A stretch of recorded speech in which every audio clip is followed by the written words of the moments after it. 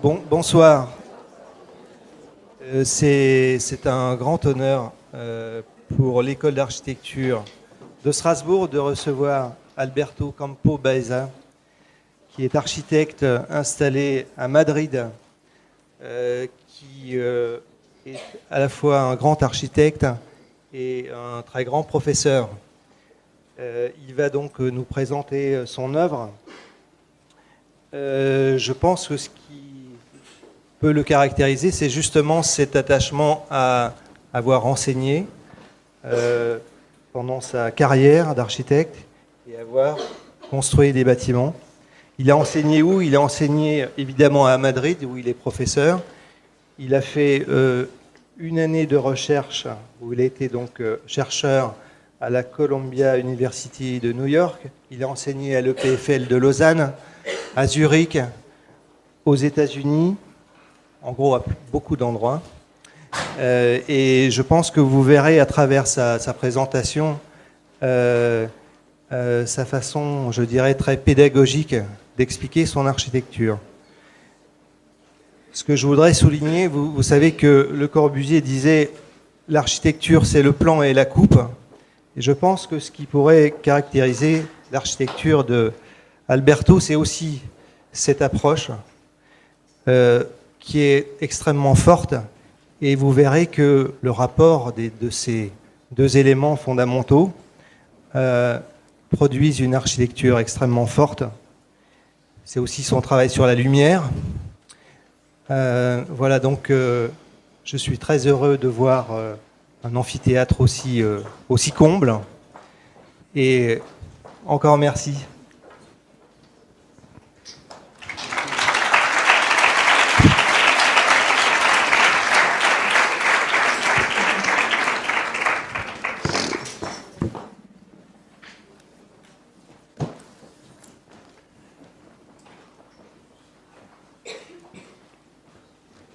Je n'ai pas de paroles suffisantes pour exprimer mes sentiments ici.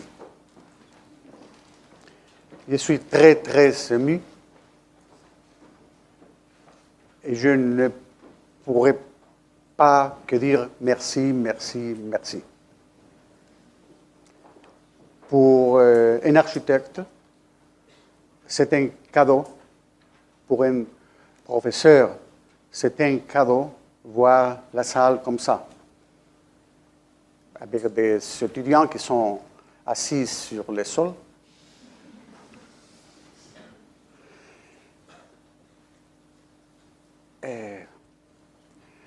Je voudrais dire beaucoup de choses, mais je ne voudrais pas être trop longue. Il y avait un poète espagnol qui est bien connu en France, qui est Federico García Lorca, et qui disait « J'écris pour être aimé ».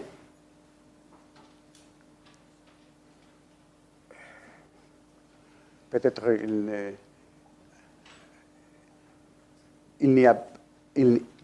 on n'a pas besoin de développer la phrase. Hein?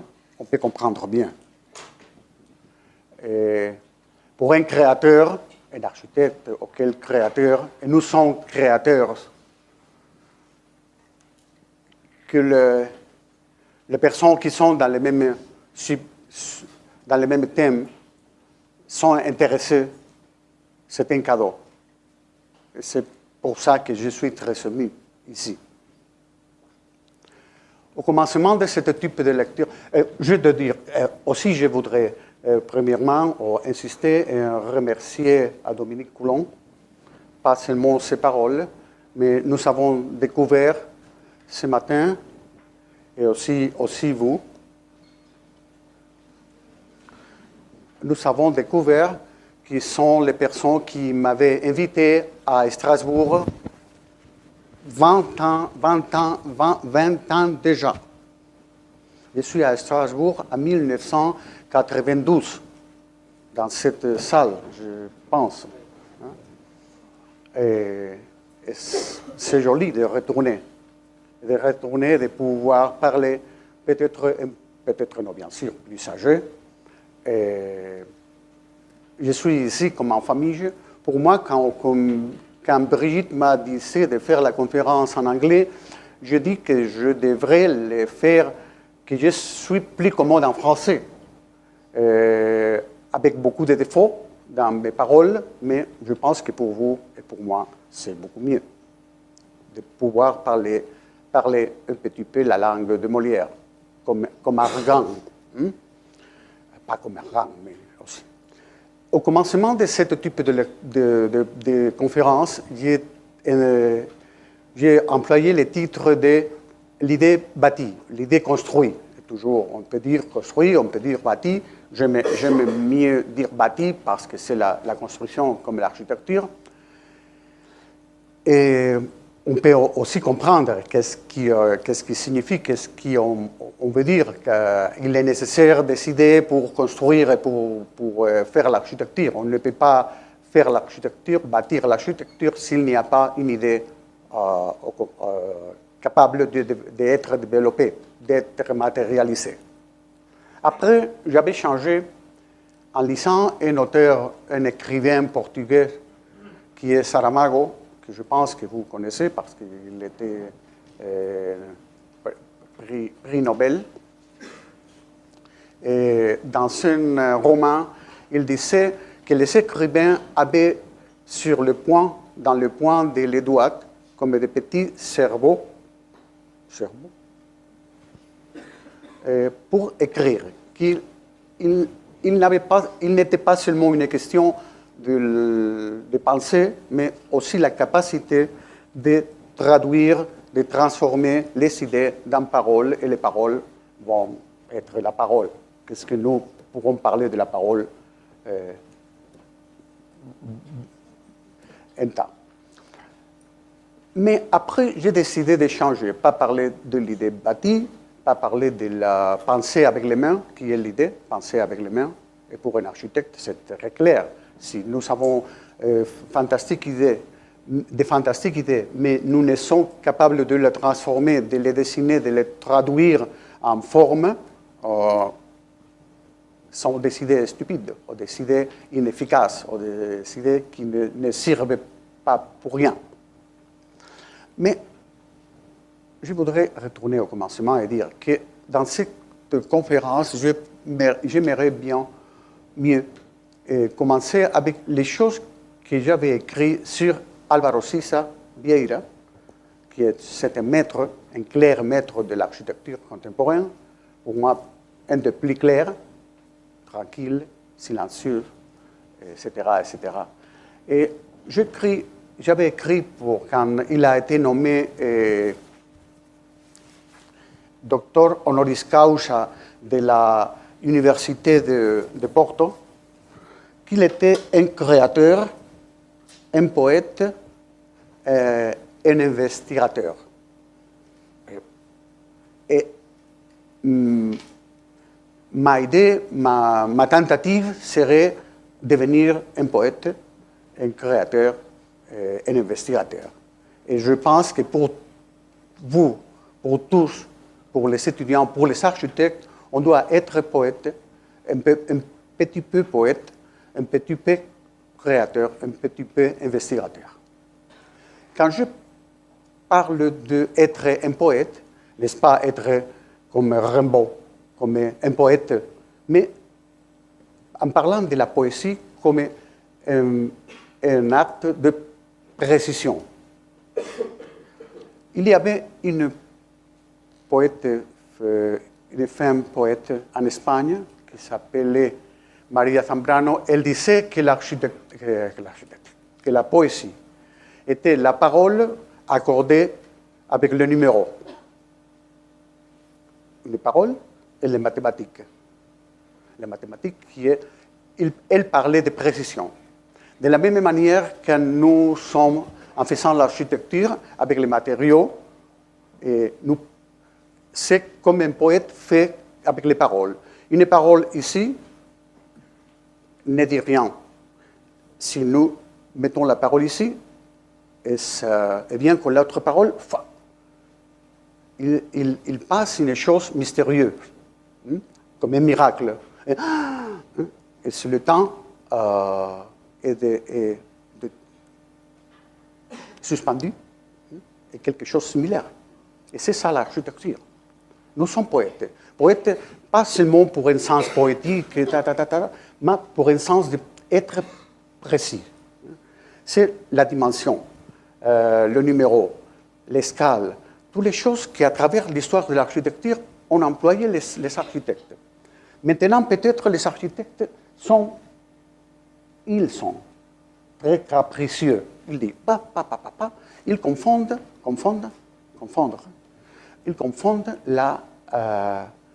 une idée avec une occurrence.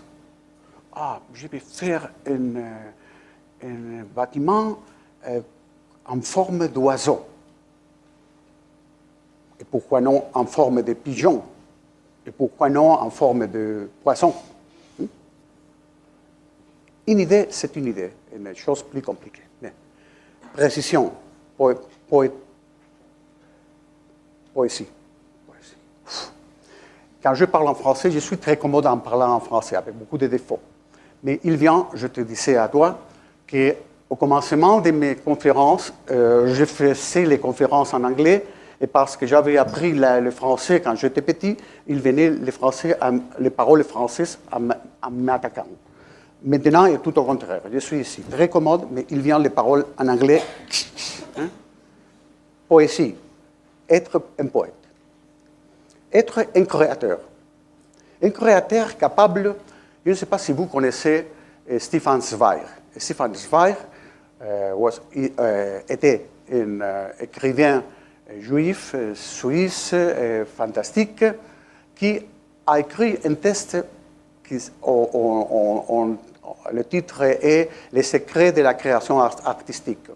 Il parle là de comment un créateur, nous avons la possibilité de transformer notre création en choses qui sont capables de permanecer,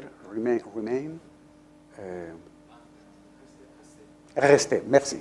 De rester pour tout le temps, pour toujours. De rester. Nous faisons une chose qui va rester pour toute la vie. Quand nous sommes... J'étais l'autre jour, un mois déjà, dedans le Parthénon, avec Tassos Tanoulas, qui est l'architecte conservateur. Et quand j'ai touché les pierres qui restent, les restes de la pierre, la vraie pierre du Parthénon, et j'ai pleuré comme un enfant. Parce que c'est l'histoire. Et nous, comme architectes, nous sommes capables, comme créateurs, de faire une chose de la même manière qu'une poésie, et comme créateurs, de faire une chose qui va rester pour toujours. Nous allons mourir, bien sûr. Il n'y a pas de doute, aucun doute que nous mourirons. Mais notre œuvre reste. Quand Bach composait et faisait la partiture, Bach est mort, mais la partiture et la musique est capable de nous toucher. Et nous pouvons, avec notre architecture, de toucher le cœur des hommes et rester pour toute notre vie. C'est une chose fantastique. Est-ce que, M. Campovès, vous parlez des choses qui sont comme étranges? Non. Je insiste à mes étudiants qu'il est possible. Il n'est pas nécessaire d'être presqueur. Le presqueur n'est pas rien. Presque rien. Il n'est pas nécessaire. On peut être un architecte à Strasbourg et faire la meilleure architecture du monde qui va rester pour toute la vie. Rien va plus. Et le troisième point est investigation. Nous ne sommes pas les architectes créateurs capricieux. Je pense que pour vous, pour les étudiants, j'insiste que l'architecture n'est pas un caprice. Nous sommes un investigant, nous sommes investigateurs. Peut-être en France comme en Espagne on copie tout de la France, du système scolaire. Toutes les lois sont... Et Et dans ce moment, on dit pour devenir un professeur, il est nécessaire investigation, investigation, investigation. Hein? Beaucoup de choses qui on dit investigation. Que pour un physique, pour un docteur, pour un ingénieur, toujours, ils sont dans l'investigation. Un architecte, nous sommes à l'investigation. Investigation, pas seulement de la forme, mais aussi de la technique, aussi de la... Par exemple, je vais expliquer ces projets. Dans ces projets, je parle de construire... Non, un petit moment. Après, nous parlerons de tous les autres projets. Mais pour parler de la troisième point, et après, nous commençons à expliquer les œuvres. Dans ce projet, j'écris. C'est le résultat de construire avec l'air. Le vieux sommeil, le vieux rêve de l'architecte. Évidemment, construire avec l'air est possible, est possible. Est possible parce que M. Campobaeza, c'est un génie? Non. C'est possible parce qu'il existe le verre plat, en grande dimension, et parce que, et avec la absolue transparence, et et on peut coller avec le silicone structurel, et sans les pièces métalliques. Et on peut construire ça. On peut, les architectes plus âgés, vous savez bien que ça est possible parce que sont seulement 2 niveaux. S'ils sont 3 niveaux, c'est impossible, parce que le verre vient de la Terre sur un profil, hein, avec quelques trucs. Mais surtout parce qu'il y a une technique, c'est l'investigation. Une technique qui le fait possible. La transparence, quand Mies van der Rohe, toujours on parle de Mies van der Rohe, et la transparence, l'espace continu ne sera pas possible s'il n'existait pas le verre transparent en grande dimension, bien sûr. Quand Palladio faisait le porte en front pour faire les lignes, pour faire les 2 directions et dire que l'architecture était en organisant le monde, il le faisait avec un truc qui était très simple, avec les axes. Et c'était type de choses. Mais Mies van der Rohe, l'architecture contemporaine, dit oui, mais c'est la transparence qui est possible parce que nous avons cette verre. Les vieux architectes ne l'avaient pas. C'est employer la technique, investiguer. On peut investiguer dans beaucoup de directions. Hein? Investigation, création et poésie. Et ils sont comme 3 jambes d'une table. Les 3 pieds, merci. Les 3 pieds d'une table qui est bien supportée. Et c'est ça que je tente d'expliquer mes projets. Nous allons voir, excusez-moi, nous allons voir une maison, une autre maison, un musée, une plateforme et un bâtiment pour bureaux. Nous pouvons éteindre.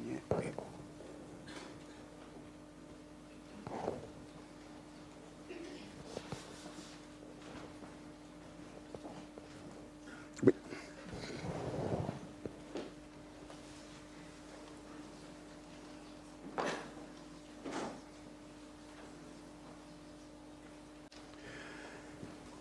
La première maison que je vais présenter, c'est une maison faite dans les États-Unis, mais je voudrais pas seulement expliquer, et c'est une autre de mes tentatives. Je tente, hein, je ne sais pas si je suis un désastre, mais je tente. Je tente de faire pas les maisons comme un objet très beau et dire ah c'est une maison très beau, blanc comme Le Corbusier. Il semble un petit peu, beaucoup la la Farnsworth House, mais peut-être cet architecte est comme Mies van der Rohe. Non, non, non, non. Je tente de parler de ce type de maison, c'est comme une typologie, cette parole mystérieuse et dangereuse, sont des typologies qui sont des maisons qui proposent une plateforme et la maison ou la part plus publique de la maison sur la plateforme. Pour matérialiser la plateforme, il est nécessaire de construire quelque chose comme un podium. Et je peux diviser toujours ce type de maison dans un podium et sur le podium la part la plus publique. On peut lire avec des paroles plus académiques de la main de Gottfried Semper, que vous savez bien, les étudiants qui est, et après pris par Kenneth Frampton, en parlant de la part stéréotomique et la part tectonique. La part stéréotomique est la plus pesante, qui est liée à la Terre, et la part tectonique qui est plus légère, qui est plus liée à l'air, à la lumière et au ciel. Qui, de l'autre part, on peut rappeler à un Français qui était là-bas logé, qui a parlé de la cabane. C'est une cabane, c'est l'architecture de la cabane posée sur l'architecture de Le Cabre, ou de la caverne. C'est la caverne, l'architecture la plus liée dans la terre, et l'architecture plus légère. Et toujours, c'est la même opération. De cette maison, peut-être cette maison qui est la première que j'ai fait en tentant de développer cette idée, c'est la plus radicale, aussi c'est la qui est la plus économique. Comme toujours, l'architecture n'est pas nécessaire employer un tas d'argent, un tas d'euros. On peut faire avec une grande économie. Et c'est la maison à Toledo qui développe la même chose, mais toujours tout en béton. Et la maison que je vais expliquer, c'est la maison, la Orlik Spanu House in Garrison. Garrison, c'est un village près de New York. Il appartient à New York comme État.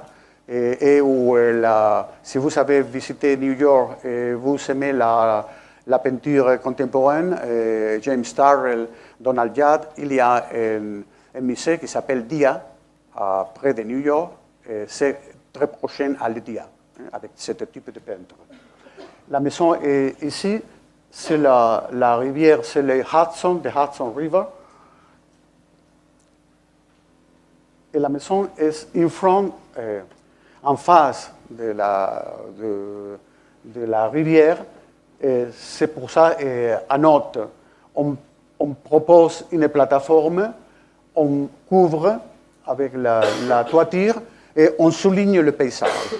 C'est l'opération de souligner le paysage. Vous pourrez faire beaucoup d'opérations, mais in front, en face, merci, l'anglais maudit. En face du paysage, on peut marquer, encadrer, merci, encadrer le paysage, et quand on encadre, on fait comme une objectivation du paysage, et le paysage s'éloigne.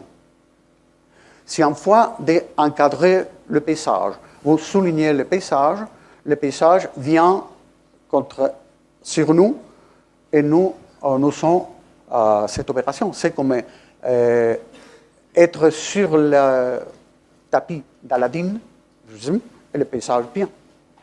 C'est si simple.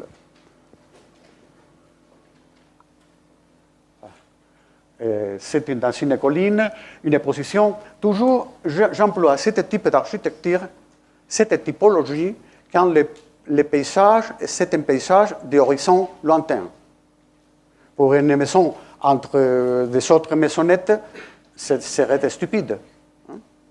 Ici, toujours, toute cette collection de maisons sont la plateforme et la cabane sur la plateforme, toujours parce que l'horizon est lointain. Et pour faire cette opération de souligner et dialoguer avec la nature. Le dialogue n'est pas aujourd'hui n'est-ce pas le moment, cette conférence, de parler de la nature, c'est un thème de l'architecture contemporaine. Il y a des architectes qui pensent que l'amour à la nature signifie découvrir la façade comme avec les plantes. Hein. Les plantes viennent de la terre. Et parce que la gravité et le soleil viennent crescent.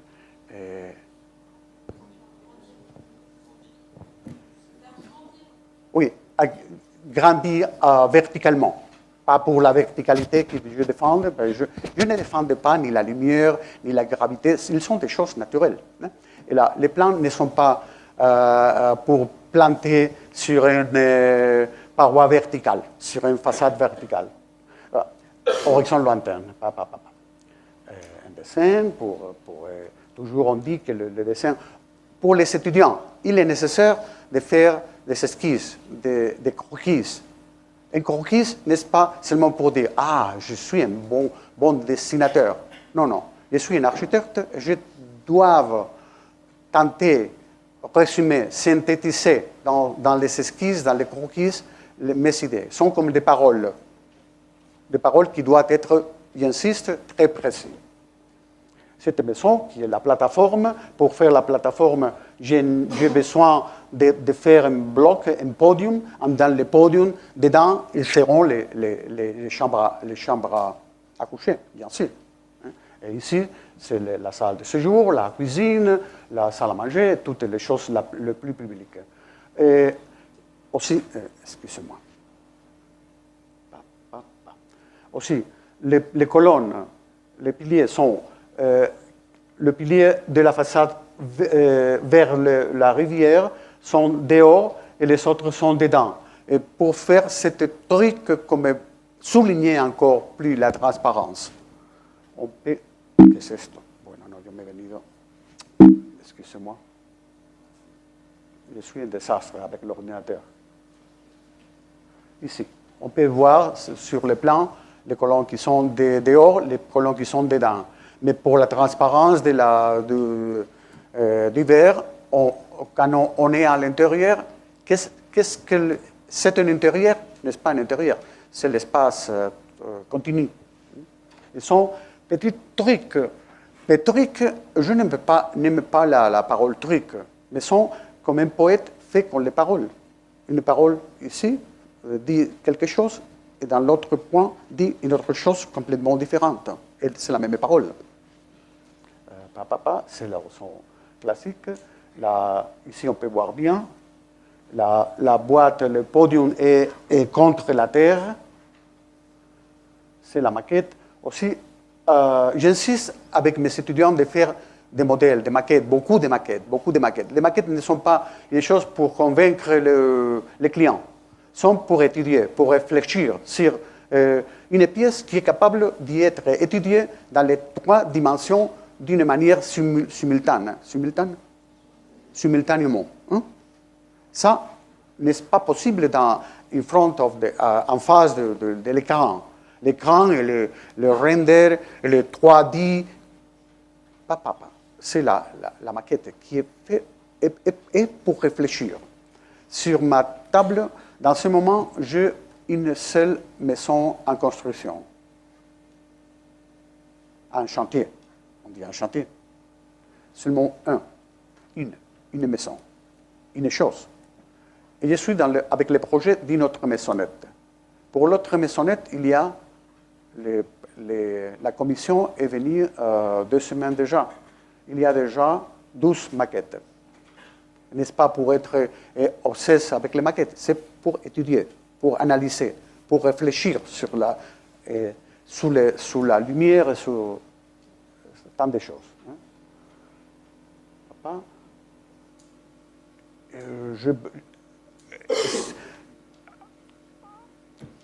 Cet après-midi, nous parlons des détails.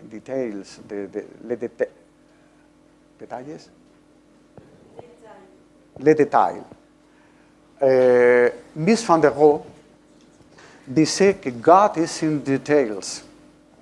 I am a believer, but I think God is not only in details. Details are good when details are underlying the power, soulignant les pouvoirs de l'architecture. Quand les détails sont capables de distraire à l'architecte, un architecte qui est toujours en faisant des détails. Par exemple, je peux parler de notre ami l'italien, Scarpa. Ah, j'adore Scarpa, Carlo Scarpa. Bien sûr qu'il y a quelques étudiants italiens ici, parce que l'Erasmus. Et j'aime Carlo Scarpa. Mais Carlo Scarpa est parfait comme dessinateur. Dessinateur de joyaux, dessinateur de chair, dessinateur de coins. Mais l'universalité, ce pouvoir, potence de l'architecture, c'est une autre chose diverse. Ici, par exemple, le sol est fait en travertine. Mais c'est un travertin qui n'est pas romain, qui est brésilien. Horrible. En fois d'être les pièces Saint-Jean, que j'aimerais bien de faire comme un podium très propre, on l'a fait avec les bissels, en coupant avec un angle. J'ai souffert un petit peu, pas trop, mais des détails sont bons, mais l'idée principale, c'est l'important. On peut comprendre, j'espère. Les handrails, les handrails. J'aimerais bien de ne pas poser les handrails, mais était nécessaire. L'assurance, si j'ai de le mettre, sinon, ne prendrai la responsabilité.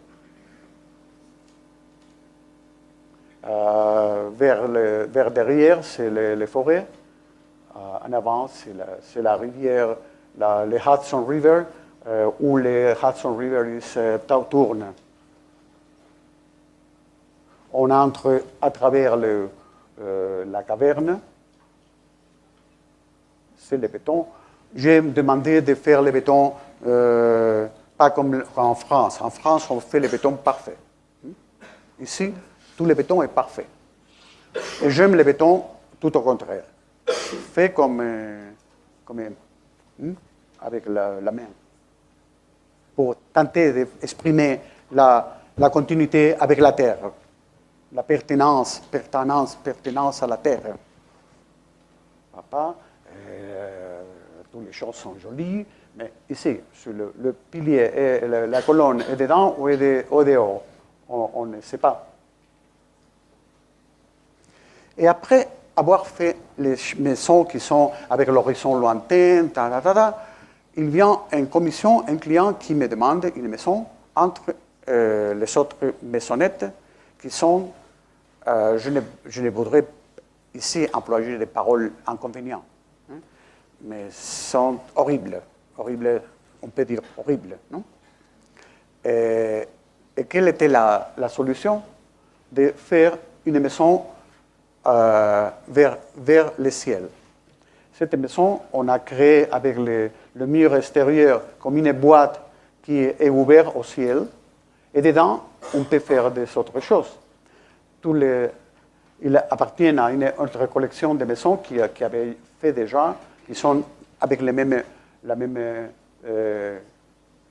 problèmes ou la même situation. Ça, c'est notre maison, c'est cette maison. Voilà. Merci. Les habitants de l'area ont dit, pourquoi? Qu'est-ce qui part dedans? On ne peut pas voir. Bien sûr qu'ils sont faisant des choses étranges. Tout si fermé. Mais est fermé comme les autres. Les autres sont fermés d'une autre manière. Ici, on est fermé clairement. Ce matin, nous parlons de radicalité. Radicalité. On doit être radical. Radical, c'est une parole très belle pour l'architecture. Radical. 2 + 2 sont 4. pas presque 4, un peu plus que 4, non 4 points, radicalité. La pièce vers le nord, on ouvre un grand verre translucide pour la bibliothèque. Vers le sud, une fenêtre en longueur pour recevoir un peu de soleil dans la même bibliothèque pour faire les contrastes entre la lumière translucide et la lumière solide vers l'extérieur. Et l'idée, c'est ça. À notre, la bibliothèque, pour rêver, au milieu, les niveaux, les rez-de-chaussée pour vivre, parce que nous avons créé un espace contrôlé, nous pratiquons ici aussi la transparence. Et dedans, dans les caves, dans la caverne, pour mourir, parce que dormir et mourir un petit peu.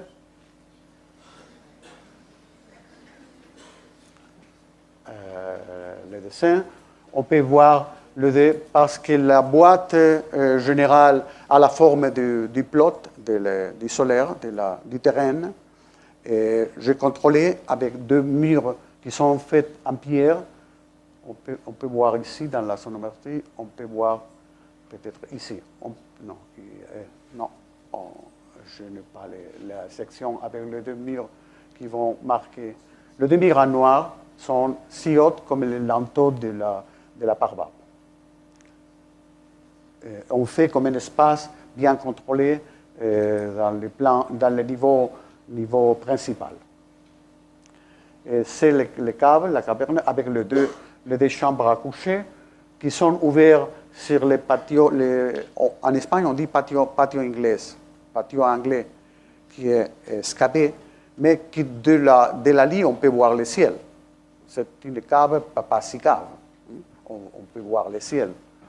Le niveau principal, transparente, parce qu'il est contrôlé par le mur, et surtout pour les 2 murs qui font le parallèle, qui sont en pierre, avec la même pierre du sol.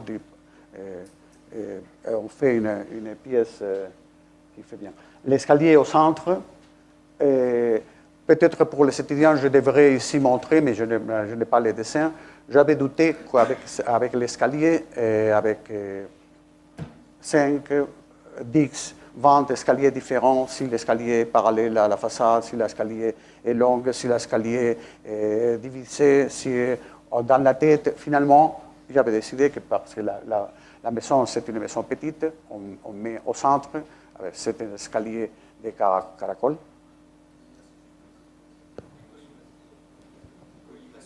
Colimaçon. Et la bibliothèque. La bibliothèque qui est avec la lumière translucide du nord et le point de lumière solide sur le sud. Ici, c'est la section. Ce sont des images qui vont montrer tout ce que j'expliquais. Les clients, en fois de réjouir, il est préoccupé parce que dans le sol qui est fait dans pierre calice, calcaire, merci bien. Le sol est pavé en pierre calcaire. Et très bon marché. Et le client, en fois de réjouir avec cette maison qui pour moi, il a été très très économique. Il dit qu'il y a une petite grillette de demi-millimètre et qu'il est très préoccupé. Les clients, parfois, ils sont fantastiques et parfois, ils sont neurotiques. Parce qu'avec ces maisons, en foi d'être... C'est un poète, mais un mauvais poète. Eh bien, c'est clair. Le troisième projet, c'est un projet de musée. Un musée à Grenade. Pourquoi je montre la case de Grenade, le banc de Grenade? parce que, excusez-moi, parce que j'avais fait premièrement la banque. La banque, j'ai employé 12 années. Ce matin, nous parlons du temps pour faire un projet. Une des conditions qu'on a besoin pour devenir un bon architecte, c'est la patience. On doit être très, très patient. Pour ce projet, j'ai employé 12 années. C'est une histoire très longue que je devais raconter. L'intérieur, c'est ça, vous vous rappelez. L'intérieur, c'est les panneaux en alabastre, la lumière qui vient, tout c'est fantastique. Tout le monde est très content dans ce projet. Par exemple, le premier jour, quand les opéraires, les personnes qui travaillent dans le banque ont entré, un des employés a pleuré. Parce qu'il est très touchant. Et chaque fois que je retourne à Grenade, je vais les saluer. Et ça, dans cette image, c'est Kenneth Frampton qui est venu à Grenade, très généreuse, pour visiter l'œuvre. Mais pourquoi je parle de ça? Première, la banque, et après, le musée. Le musée est dedans avec le grand écran et les podiums. J'ai tenté, quand on m'a fait la commission du musée, en fois de faire une autre chose diverse, c'était ensemble avec la banque, j'ai tenté de construire la ville, continuer la construction de la cité. Construction de la cité ou construction de la ville. Et parce que dans le premier projet, il y avait un grand podium. Et sur le podium, le cube, je fais pour les secondes une autre fois un autre podium qui était si haut comme le premier et dans la même ligne sur la rue. C'est le rue, la loi pour bâtir presque toujours dans une rue, qui c'est très logique, maintenir l'alignation. N'est-ce pas seulement une obsession, mais c'est une manière d'ordonner les choses, l'ordre. Une autre parole, surtout pour les plus jeunes, ordre. L'architecture est ordonnée, pas disordonnée, pas capricieuse. Et mettre en ordre les choses. C'est comme la cuisine. La cuisine, pour faire quelque chose, on doit savoir avoir une idée, mais surtout ordonner dans ce nouveau ordre des choses. Avec 2 œufs, nous faisons l'omelette française. On dit, ici, on ne dit pas française. En Espagne, nous disons la tortilla française. L'omelette française, pla, pla, pla, pla, pla, pla, pla, et ordonner les choses d'une manière. Un architecte ordonne. Pas fait qu'on lève, plop, dit, je suis un architecte original, parce que je peux prendre l'œuf ici, et bien ici, là, comme une installation. Ça peut être non, je tente de parler sérieusement. Parce qu'il y a beaucoup d'architectures aujourd'hui sur les publications qui sont comme l'œuf ici. On dit, c'est une installation. Je peux imaginer à Joseph Beuys, l'artiste, en faisant des choses étranges, parce que c'est un artiste. Mais un architecte doit faire... Il y a une architecture. Heureusement, il y a beaucoup de possibilités. Mais toujours avec la raison, avec l'ordre. Je suis tentant ici, je parle tout trop. Ordonner, accorder les choses. J'accorde le second bâtiment et l'écran. On dit, il semble que l'écran est plus grand que l'autre bâtiment. Et c'est exactement comme un slice, comme un morceau, comme une coupe. Merci beaucoup. Comme une coupe de cube. Sont la même dimension en hauteur, dans toutes les autres choses, seulement comme une coupe. Et immédiatement, ils sonnent. Ils insistent, comme les paroles dans un poème. Pla, pla, pla. Ils vont résonner, accorder, être accordés. Le résultat, c'est ça.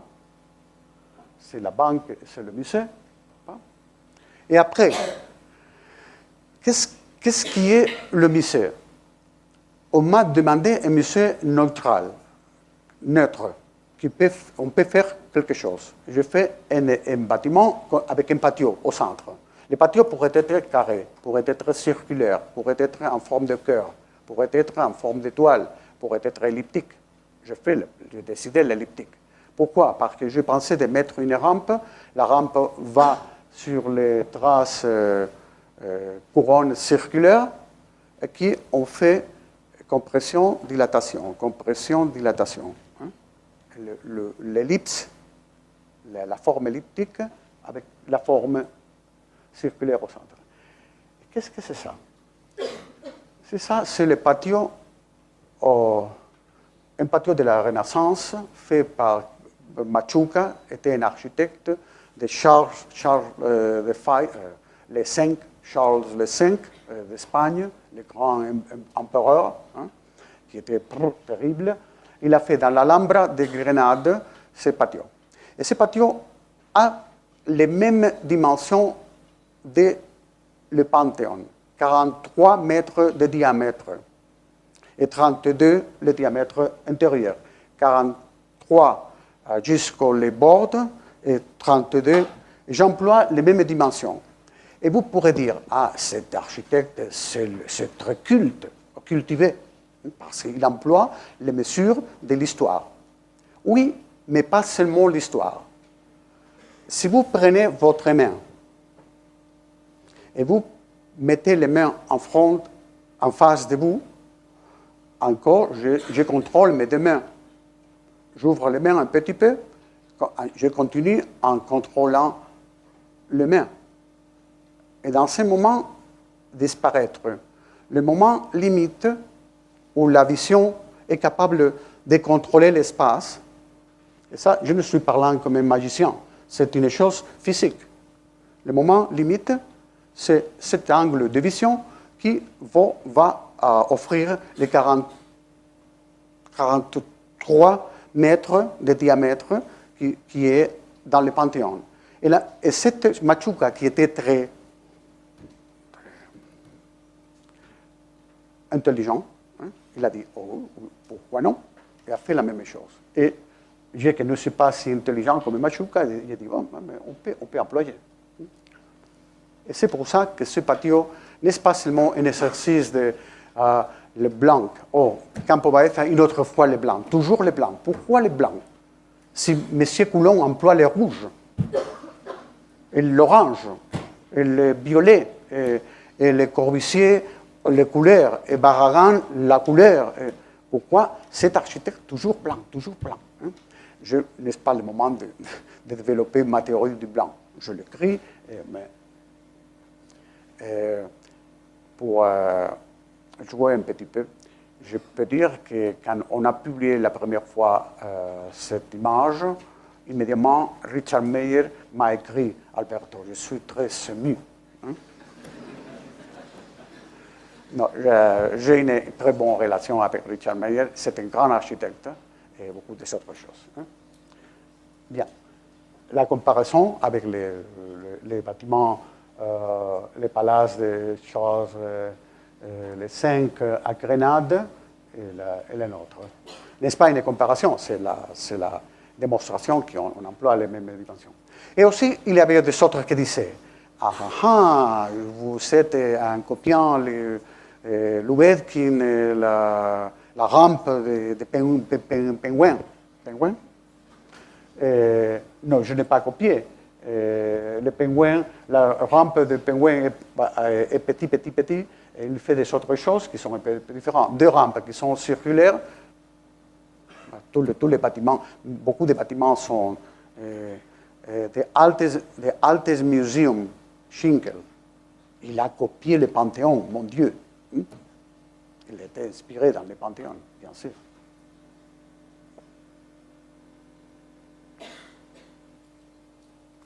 Les maquettes, une autre fois les maquettes, pour dire à les étudiants qu'on doit faire les maquettes, étudier, travailler, analyser, penser, réfléchir. Les maquettes ne sont pas seulement pour dire, entre 7 ou 7, qu'est-ce que vous préférez? 7, oui. Et non, c'est une chose plus profonde, j'insiste.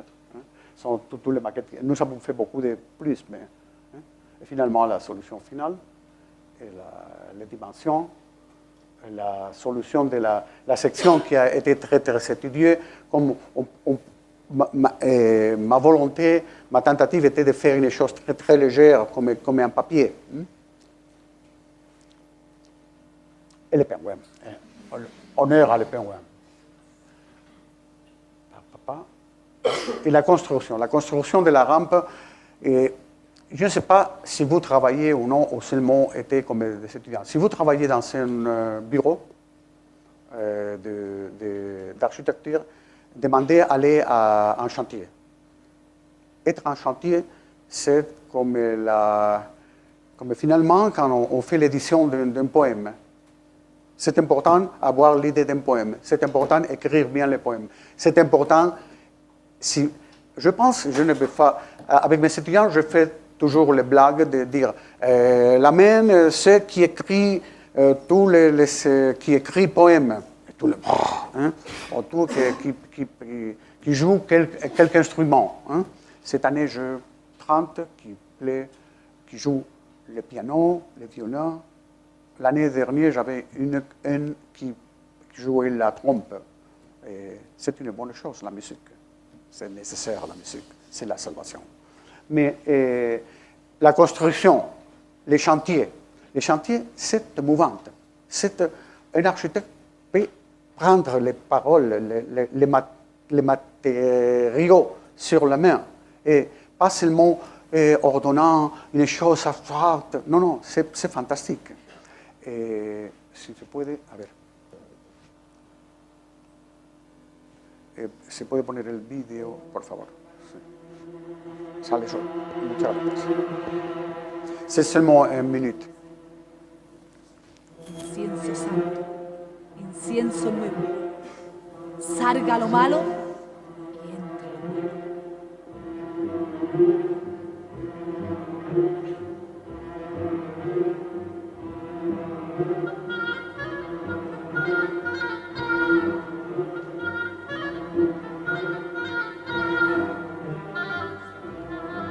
Et tout en acier, ils sont avec les colonnes en béton pour faire la distinction structurelle.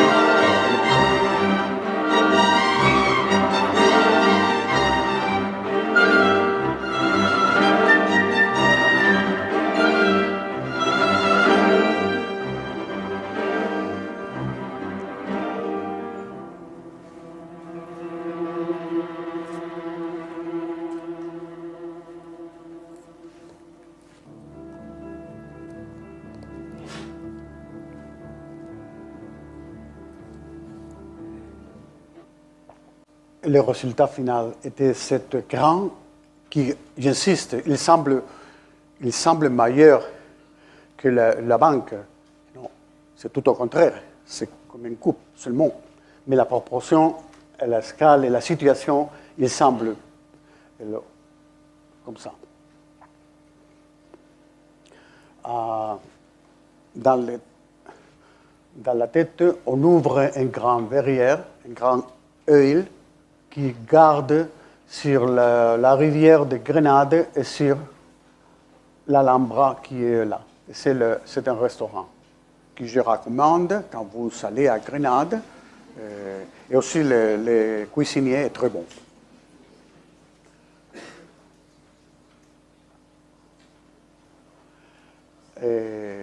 Je pourrais commenter beaucoup de choses, mais je pense que seulement vous répétez, c'est quand on parcourt le rampe, parfois on va contre le mur, quand on arrive, on sépare et va compression, dilatation, c'est notre stratégie de l'architecture très simple.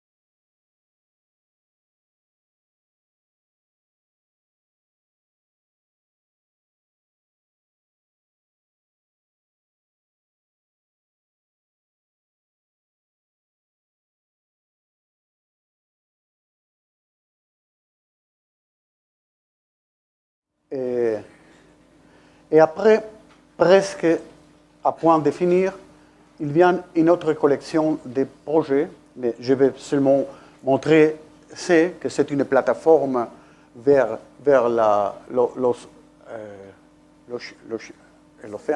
l'océan, vers l'océan Atlantique, qui est, c'est de la même manière qu'au commencement, je parlais de les stéréotomiques et la tectonique, de le pesante, la plateforme conformée par le podium et la chose légère sur cette podium pesante, la cabane sur la caverne. Ici, c'est un tour de force qui est seulement la plateforme. Qu'est-ce que signifie la plateforme? Peut-être, je ne sais pas si les étudiants connaissent, mais le professeur, bien sûr, qui connaît les tests de John Hudson, Plateau, Platforms.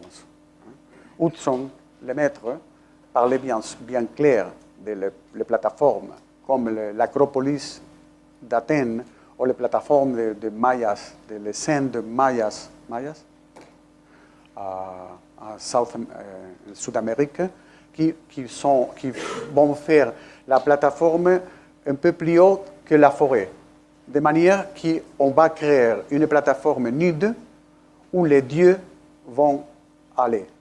Qui c'est la vieille idée des Grecs du téménos.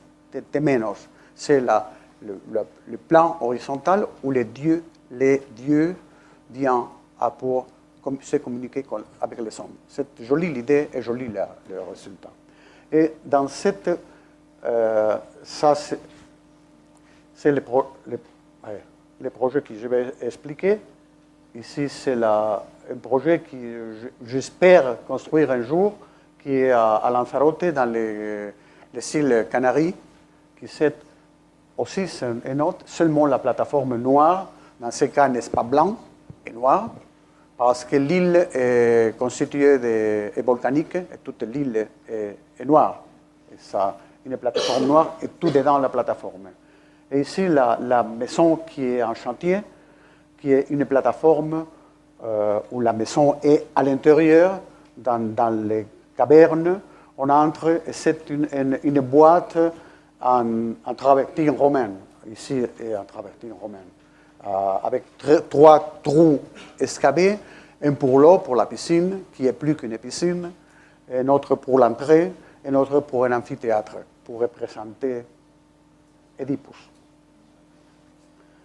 C'est le chantier dans ce moment, on peut reconnaître. Mais ici, je vais expliquer ça. Le client m'avait demandé entre la ville et Cadix. Cadix, c'est ma ville. Et sont les 2 cathédrales. Une cathédrale qui était très baroque et un peu plus après. Et à droite, c'est la vieille cathédrale qui, en foi de les détruire, a resté. C'est comme un cube en pierre. Entre les 2 cathédrales, il y avait un lieu comme sacré avec des restes archéologiques. On disait. On pensait qu'il allait apparaître le Phénicien, l'esprit phénicien. Après, presque rien. Mais quand on m'a fait la commission, on disait c'est un lieu qu'on doit couvrir, protéger la ruine historique. Enfin, en Espagne, il y a un dit qui on dit dar gato por liebre. Quand on demande chat, on donne la lièvre. Et comme donner plus qu'on demande. On demande 1 et nous donnons 10. En fois de faire la coopération, je dis pourquoi non créer une plateforme pour être un hôte sur la mer. Et point. Et c'est ce que j'ai fait. Et aussi parce que les 2 cathédrales sont en pierre, une pierre qui c'est la pierre, on dit ostionera, c'est la pierre de la même roche de la marine. Pour coudre les deux bâtiments. Les bâtiments qui étaient derrière ma plateforme étaient peints en jaune. Et j'ai dit non, allons les couvrir avec la même pierre. C'est une manière de coudre immédiate. Et c'est ce que je fais. Le plan, le coupe, l'intérieur dedans, sous la plateforme, qui sont les restes archéologiques, qui est presque rien. Et l'autre chose qu'on a pavimenté pour créer une salle. Et la plateforme, qui est aussi une rampe pour arriver. Une chose comme un dossel, comme une tente pour protéger du soleil et de la rue. Et surtout, un petit moment, j'ai couvert de la même pierre la façade dehors, derrière, qui était la maison de l'évêque. Et l'évêque, toujours les évêques sont évêques. Et cet évêque a dit oui, je suis disposé. Il a dit oui, et nous avons couvert la façade en pierre. L'effet était immédiat. Pardon. La plateforme, on arrive avec la rampe, on couvre tous les trottoirs avec le même système, et toujours fait en pièces en marbre blanc andalou, qui est Macael, et encore, l'œuvre est finie presque 4 années déjà et continue presque impolluée. La rue qui passe devant vient avec toutes les voitures. Quand nous sommes en note, les voitures disparaissent et nous sommes directement en contact avec la mer, avec l'océan. Vous vous rappelez quand Mies van der Rohe proposait l'auteur du plan principal de la Farnborough House, il faisait une opération que vous savez comme étudiants, et les professeurs ont expliqué tant de fois, qui est le plan. Et ici, quand arrive à l'auteur des cieux, il se transforme en ligne. Et il est le moment le plus léger. C'est possible. C'est une autre fois une stratégie au mécanisme d'architecture. Ici, nous avons fait la même chose au contraire, et surtout disparaître tous les chaos des voitures, et on est en silence en face de la mer. A été sympathique. La première semaine, un journaliste était ici et a trouvé une femme avec le bébé qui faisait, je ne sais pas comment on dit, en espagnol on dit mamar. Mamé? Tété. L'enfant était tété. Et elle a dit, je viens chaque jour.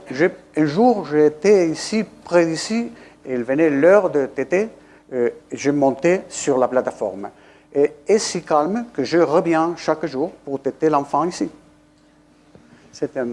Et pour dire d'une manière que c'est un lieu calme, serein, tranquille, silencieux. Le silence. Tenter de trouver le silence à l'architecture. Ici, je peux raconter une petite anecdote. A ver, esto.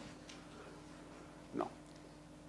Ici, il y a une farola, une lumière de rue, horrible. Et le photographe a employé le Photoshop pour effacer la lumière. Évidemment, quand tu es dans le lieu, tu ne te rappelles pas de la lumière. Mais un jour, j'étais dans ma classe à Madrid et il est venu une étudiante qui ses parents vivaient à Cadix. Alberto, on a placé une lumière en face de ton projet. Et je lui ai dit, oui, mais a été toujours. N'est-ce pas une nouveauté? Seulement que dans les photos, ne l'avait placé le photographe. Parce que la photographie, c'est joli. Mais, indépendamment de la blague, pour éviter de mettre quelque chose en dedans, c'est pour ça que je fais cette comme une banque KV qui n'a pas besoin d'avoir l'élément de Corrimani. Garde-corps, merci bien. Les garde-corps di Cioscio.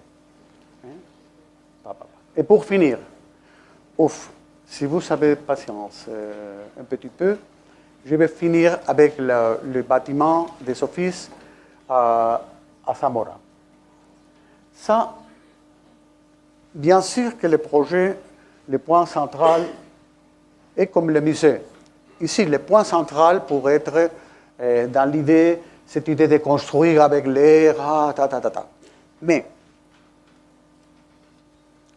qui était la question centrale? Pas l'idée centrale, mais les problèmes centraux. On devait construire un bâtiment en face de la cathédrale romanique, dans la même place. Et avec le coin de mon...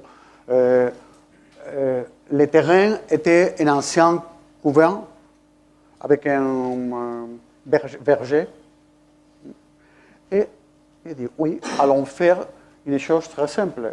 Une autre fois, c'est la même opération de la petite maison et des autres projets que j'ai fait. C'est une autre fois comme une typologie. J'ai fait en employant latin, parole en latin, un hortus conclusus. Hortus conclusus, c'est un verger fermé. J'ai fait avec le mur, les grands murs, et le mur appartient parfaitement à l'idée de la cité médiévale, une boîte en pierre avec la même pierre que la cathédrale. Immédiatement, le dialogue est immédiat. C'est la même pierre, c'est le même langage, et bien.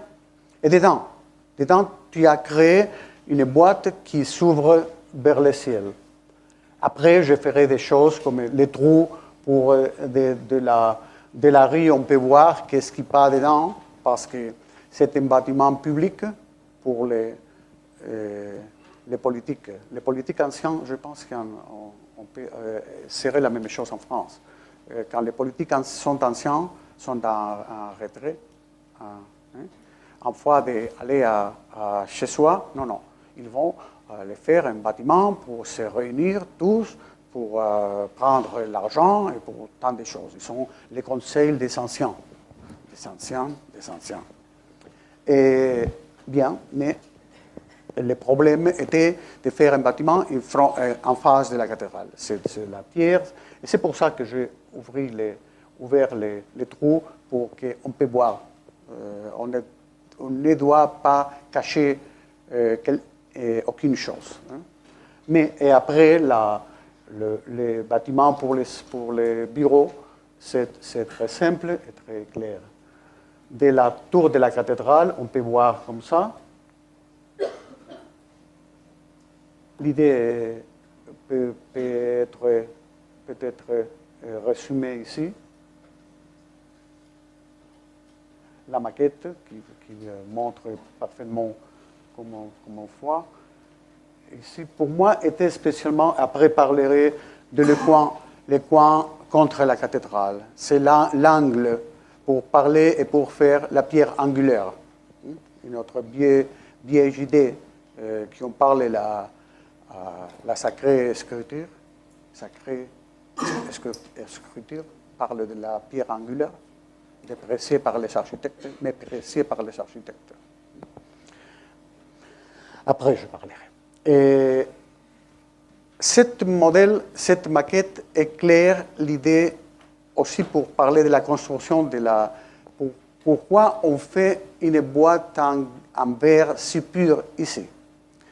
Et dans les tests, on emploie des paroles françaises qui est le mur-trombe, que je pense qu'on emploie en France. Le mur-trombe, c'est une boîte en verre qui est capable, dans l'hiver, on ferme, avec le soleil, l'air intérieur est chaud, est capable de j'ai chauffé l'intérieur. Et dans l'été, on ouvre et la courante d'air se rafraîchit et protège en rafraîchissant l'intérieur. Si à la vieille idée du mur trombe, on met un petit peu d'air conditionné pour forcer la chaleur ou la fraîcheur, va parfaite. On a été bien calculé et c'est le qui de la question. Et c'est dans ces maquettes, on met parfaitement. On met parfaitement parce qu'ils sont deux niveaux. Ma idée était à Zamora, la vieille ville, je voudrais employer la technique aux limites, employer les verres produits par l'industrie dans la plus grande dimension, pas faisant une chose dehors la grande dimension. Non, la dimension qui est capable de me donner sans plus d'argent l'industrie. Je ne suis pas faisant une chose spécifique, une chose générique. Et aussi pour la pierre, la même chose. Pour les verres, était possible, pour la pierre, était trop cher, et seulement j'ai employé la grande pierre dans l'angle, et c'est pour ça toute l'histoire de la pierre angulaire. Mais je pense que la maquette exprime très, très clairement l'idée du projet. Et aussi sur le grand mur pesant en pierre, aussi à l'intérieur, on ouvre les trous pour savoir qu'est-ce qui passe dedans. C'est la maquette, c'est la réalité. Aussi, la même pierre est dans le sol et dans l'intérieur. Dans l'intérieur, seulement rez-de-chaussée. Le plan est clair, n'est-ce pas si original, sont des bureaux, les éléments servants au centre, un vestibule, c'est logique. De dehors, on peut voir un trou dans le bâtiment et sont les arbres qui sont dans la place de toujours. Quand nous étions au commencement du bâtiment, j'ai pris les 3-4 pierres différentes sur la cathédrale. J'ai appelé à les vieux qui étaient dans cette place, venez et dites-moi quelle est la pierre la plus identique comme la cathédrale. Lui, eux ont décidé une pierre, c'est la pierre que nous avons employée. C'est l'histoire, mais on peut dire beaucoup de choses. Mais à l'intérieur, les vestibules, les halls, c'est une opération de lumière que j'avais fait que des autres fois, mais est jolie, très jolie, je suis très content, mais n'est-ce pas si original, n'est-ce pas central, n'est-ce pas l'idée centrale. Ce sont les trous qui viennent le soleil, la lumière solide. J'emploie les parois en verre translucide blanc qui reflèche une double réflexion, et joli, mais l'idée centrale était l'autre. Ce sont les détails une fois plus. Il y avait un jour, les jours que les photographes étaient là, avec un groupe, par hasard, il y a quelqu'un qui a dit « Ah, tu as contracté un groupe pour la photo ?» Non, c'est par hasard seulement. C'est là, la boîte faite avec l'air, bien sûr.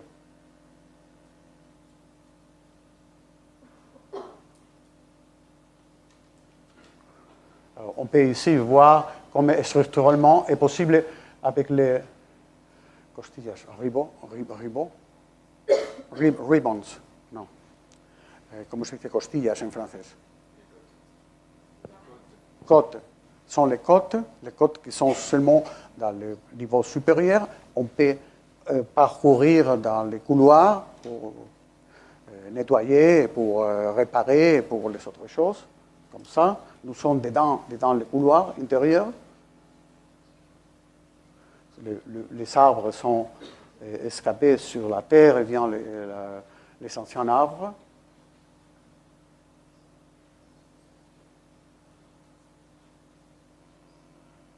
Pour finir, je voudrais, de la même manière que le verre de la grande dimension, aussi la pierre de la grande dimension, mais était trop chère.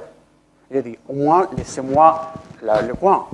Les autres pierres sont 1 par par 8,80. Et ici, c'est 2,50, 1,50 et 50 cm de grosseur. Et j'ai employé l'inscription en latin. Hic lapis angularis, maio 2012 posito. Et on a placé dans cette date la pierre angulaire. Et de la même manière, si j'avais fait la pierre angulaire, je fais aussi les verres angulaires. Et nous avons fait la même chose.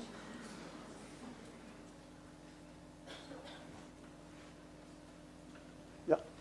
Merci bien.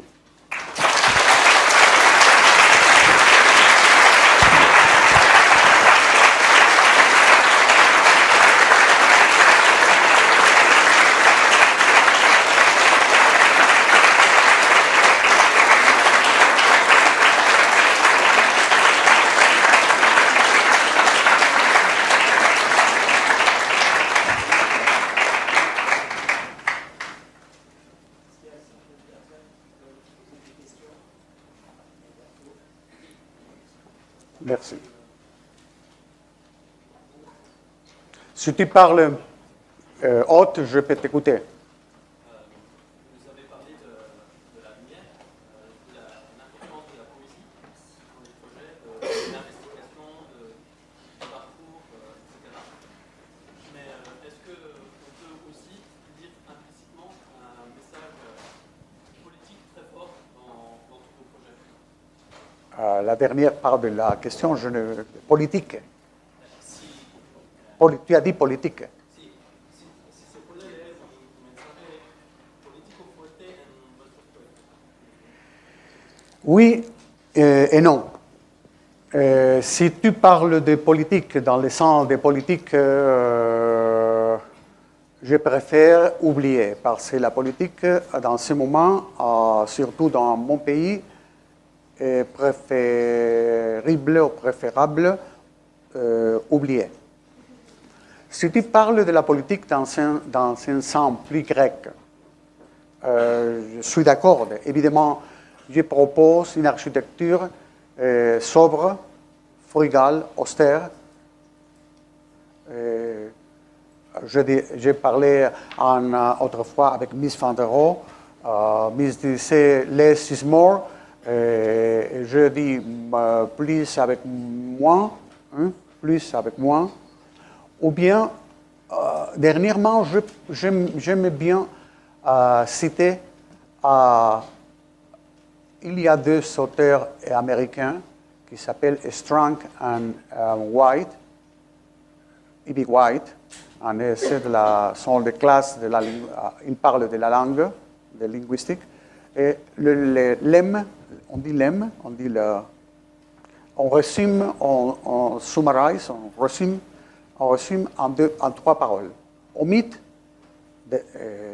they write in English. Omit needless words.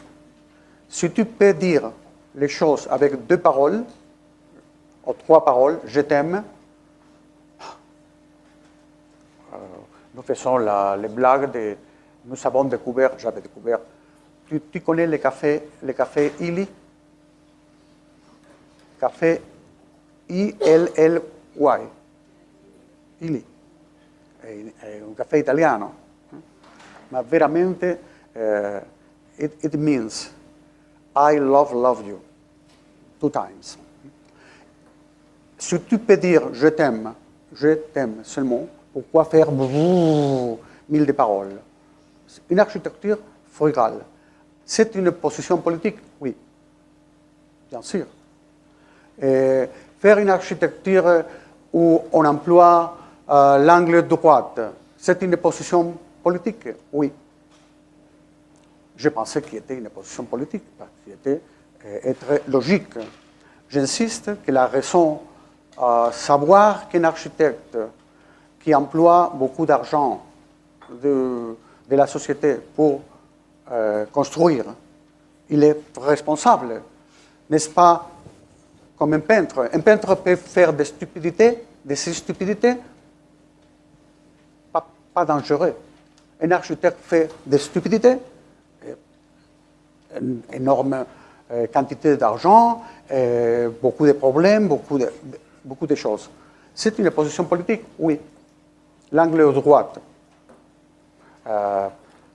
Il fait 3 mois, on m'a envoyé un article fantastique qui les sages, les wise, les sages américains de les grands hôpitaux de Massachusetts, ils sont très sages, ont découvert que les cerveaux humains, les connexions sont droites, tout droites, comme Haussmann a fait Paris, comme Manhattan, comme droite, comme un circuit imprimé. Droite. C'est la gravité, la pomme à Newton, tombée droite, pas zzz, non, zzz. Hein? Newton. Si Newton visitait la gare de connexion de bus, de train de notre ami, la donne fantastique, dirait pauvre Newton. La pomme continue en tombant droite. La mineure, la menor. La distance entre 2 points, c'est la ligne droite. Pas bzzz, non, pas ligne droite. Toujours. C'est une position politique, peut-être.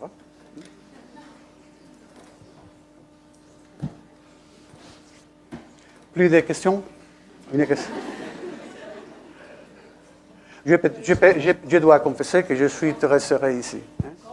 Comme votre projet est dans un niveau fermé, architecturalement fermé, j'ai l'impression que c'est un peu brutaliste dans le sens de Smithson,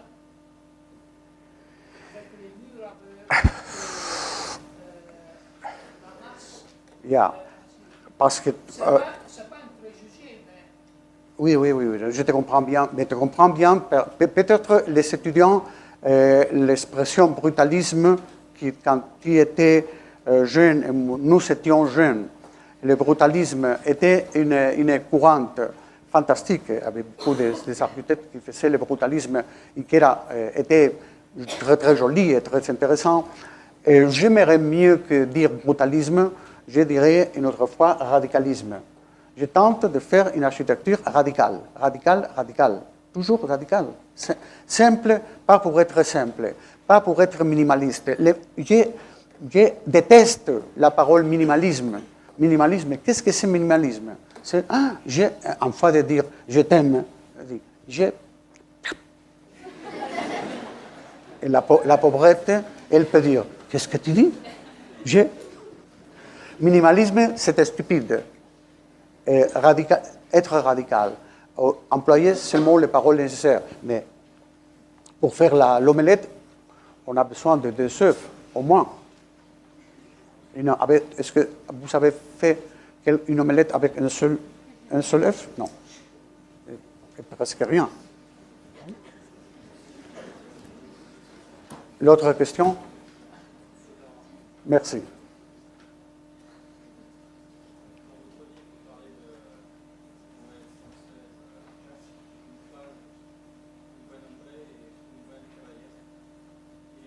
Un buen hombre es un...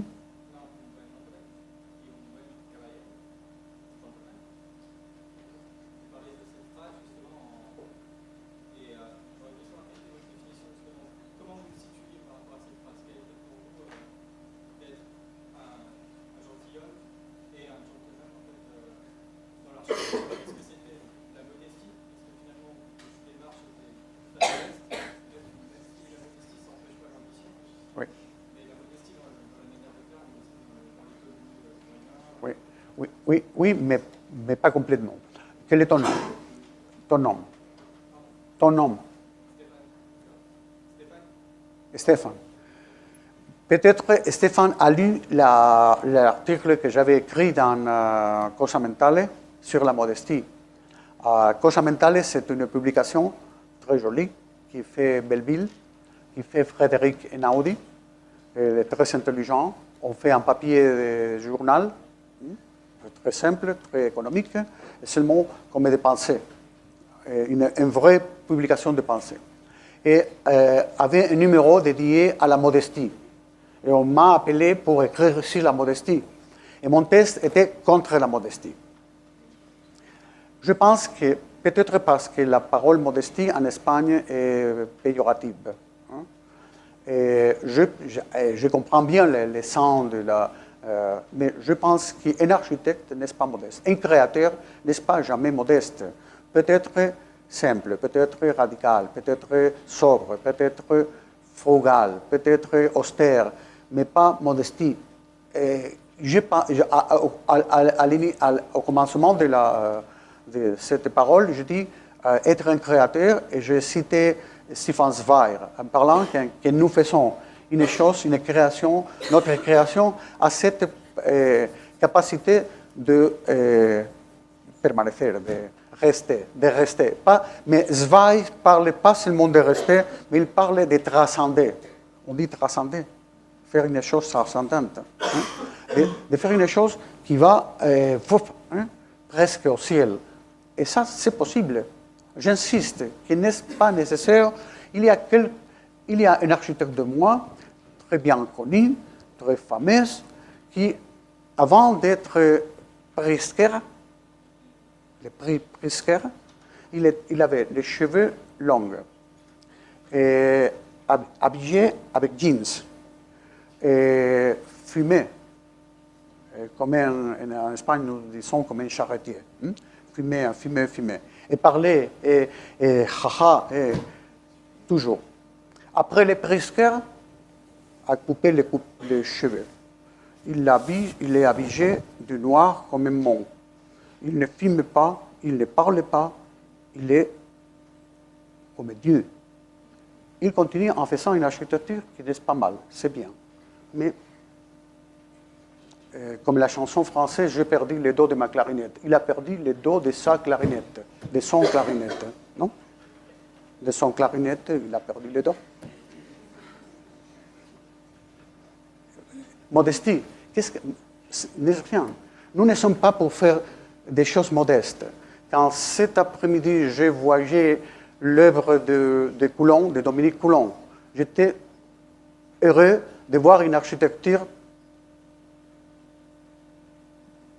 bellissima, comme on dit en français, de premier ordre, qui n'était pas une architecture très différente de la mienne, mais avec l'idée de rester, de faire une chose capable de faire heureux à les personnes qui vont vivre ou employer l'architecture. C'est possible. Nous ne sommes ici pour faire... j'ai je ne sais pas quel exemple. Je ne sais pas la chemise, mais j'emploie beaucoup de fois chemise de H en M est française. H en M. H&M est française. Les chemises sont 18 francs. Non, 18 non, francs. 18 euros. 18 euros. Et pourquoi non? Mais ce n'est pas modestie. C'est une autre chose. On peut comprendre. Modestie, non. C'est tenter de faire la meilleure chose possible. Quand tu fais l'omelette ou tu cuisines, tu vas faire la meilleure chose possible. Une omelette française qui est très simple, si elle est bien bâtie, si l'huile c'est juste, la température du feu c'est juste, si la quantité de sel est juste. Et la différence entre une omelette fantastique et une omelette horrible, avec les mêmes ingrédients. Non, on peut faire la cuisine, l'architecture sublime, n'est-ce pas, réservée à Dieu, à les dieux. Quelques questions de plus ou nous finissons. Je suis enchanté, mais je ne sais pas si pour vous est trop.